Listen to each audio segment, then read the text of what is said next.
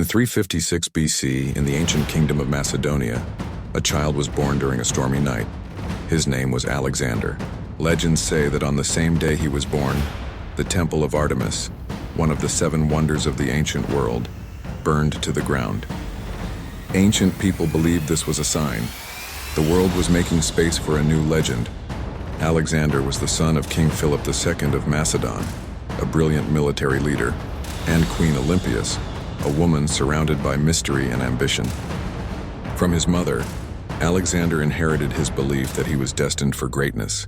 From his father, he learned the art of war. At just 12 years old, Alexander tamed Bucephalus, a wild horse no one else could control. King Philip looked at his son and said, "My boy, Macedonia is too small for you." Philip hired the greatest philosopher of the age, Aristotle, to educate his son. Alexander studied philosophy, science, politics, poetry, and Homer's Iliad, which he carried with him for the rest of his life. Achilles became his hero. Alexander didn't want to rule a kingdom, he wanted eternal glory. In 336 BC, King Philip II was assassinated. Alexander was only 20 years old. Many believed the young king would fail. Greek cities rebelled.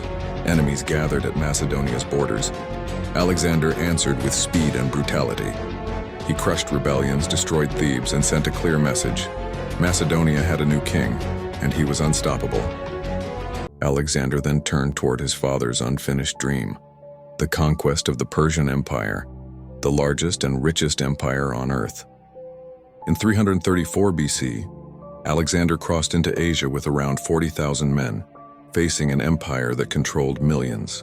At the Battle of the Granicus River, Alexander personally led the charge, nearly dying in combat. It was the first sign that he was not a king who watched from behind. He fought in the front lines. In 333 BC, Alexander met King Darius III at the Battle of Issus. Though vastly outnumbered, Alexander used speed and tactics to break the Persian army.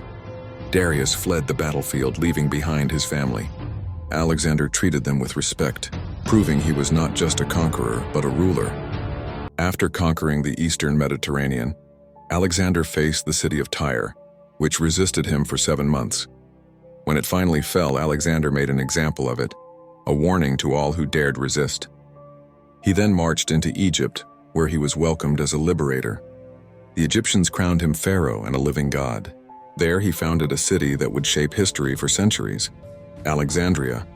In 331 BC, Alexander faced Darius one last time at the Battle of Gaugamela. The Persian army was massive, war elephants, chariots, and countless soldiers. But Alexander saw an opening. With a perfectly timed charge, he broke through the Persian center. Darius fled again. The Persian Empire collapsed. Alexander entered Babylon, Susa, and Persepolis, becoming the ruler of the greatest empire the world had ever seen. In a moment of rage or symbolism, history still debates. Alexander ordered the burning of Persepolis, the ceremonial capital of Persia. Some say it was revenge for Persia's destruction of Athens. Others say it was a tragic mistake. Either way, the ancient world would never be the same again. Alexander was not satisfied. He pushed east through Central Asia, facing rebellions, deserts, and mountains. He married a Persian noblewoman, Roxana, trying to unite cultures instead of destroying them. In 326 BC, he reached India, where he faced King Porus at the Battle of the Hydaspes River. It was one of his hardest victories, but his army was exhausted. For the first time, they refused to follow him. Alexander turned back, leading his men through brutal deserts. Thousands died from heat, hunger, and disease. The conqueror who defeated empires could not defeat nature. In 323 BC in Babylon, Alexander fell ill after a banquet. Within days, the man who conquered the world was dead. He was only 32 years old. When asked who should inherit his empire, he reportedly said, "To the strongest." Alexander left no clear heir. His empire was torn apart by his generals, but his impact never died. Greek culture spread across Asia.